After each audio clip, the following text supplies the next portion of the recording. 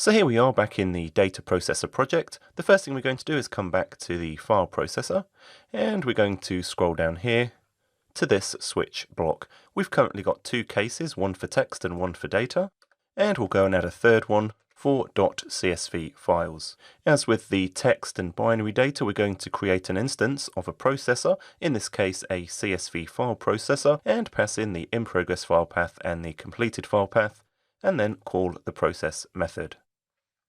So let's go and create this new class. We're just going to choose add class, and we'll add the CSV processor. I'm just going to hit Control period to remove these usings, and also to convert this to file scoped namespaces. We'll go and add the properties for the input and output files, and also a constructor that can set these properties. And as we did before, we'll create a process method, inside which we'll read and write CSV data. We need to add the NuGet package, so we're going to come up here and we're going to choose Manage NuGet Packages, and we'll come over to the Browse tab and just search for CSV Helper. And in this course I'm going to choose a specific version here, version 27.2.1, just in case you're following on with these demos and you want to use the exact version that I'm using here. If you choose a different version, you may have to make some changes to the demo code if there are any differences in the version you choose. So we'll just go and install that, and click accept, and close NuGet. We can now go and add some code to this process method. Before we do that, let's go and have a look at this data5.csv sample data file. I'm just going to open this up in Notepad++. There's a few things to notice in this CSV data file. First off, we've got some header information here. We've got an order number, customer number, description and quantity. We've also got a comment line in this CSV file here, and we've also got this empty line here. Also notice that around some of these values, we've got additional spaces. Using the default configuration for the CSV Helper library, these spaces will be preserved. We'll see that in just a moment. So let's head back to Visual Studio. And the first thing we need to do is create a stream reader for the input CSV file. The CSV Helper library will use this stream to read text data and process it as CSV data. The next thing we need to do is create some configuration for the CSV Helper library. To do this, we create a new instance of the CSV configuration class. To get access to this, we need to add a using directive to csvhelper.configuration. So we'll just go and do that.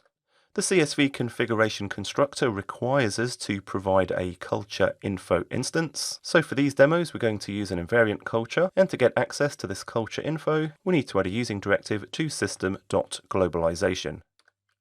Depending on the text data in your CSV file, you may need to specify a different culture. We can now go and make use of the CSV Helper library's CSV Reader class to read CSV data from the stream.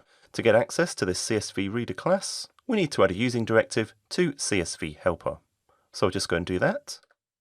And we'll go and create a new instance. There's a number of overloads of the constructor here. We're going to use this one, which takes a text reader. In our case here, we're using the input stream reader that we defined above. The stream reader class inherits from text reader, and that's why we can use it here.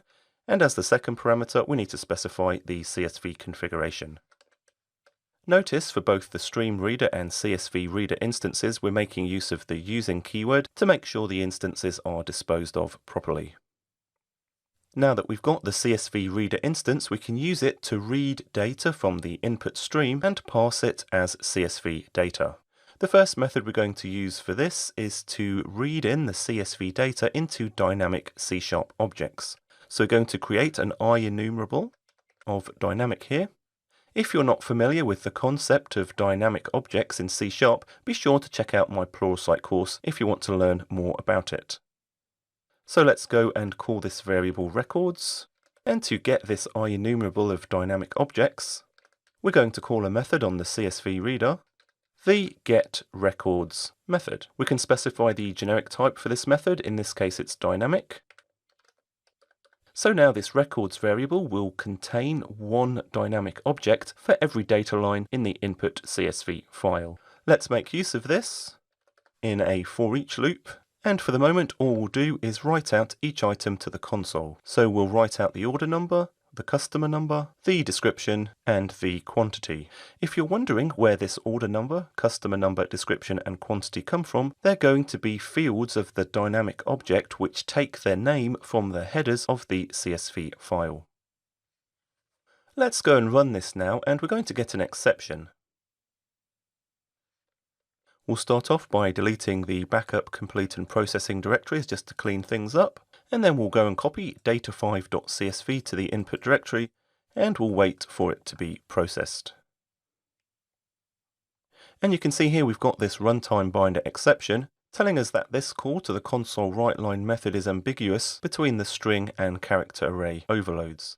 If we just have a look at this record and expand this down and expand down dynamic view, notice here in the order number property, we've got the comment line. So this is clearly incorrect.